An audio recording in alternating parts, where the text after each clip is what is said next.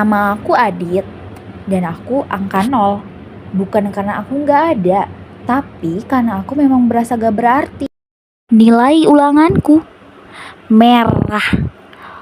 Usahaku gak pernah cukup. Suara-suara di kepalaku bilang bahwa aku ini tidak becus dan lemah. Tapi aku lupa akan satu hal, yaitu 0 bukanlah angka kosong.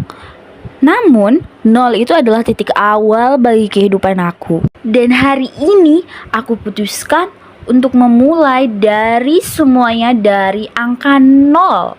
Aku melangkah dan akan terus maju untuk menjadi aku yang lebih baik lagi.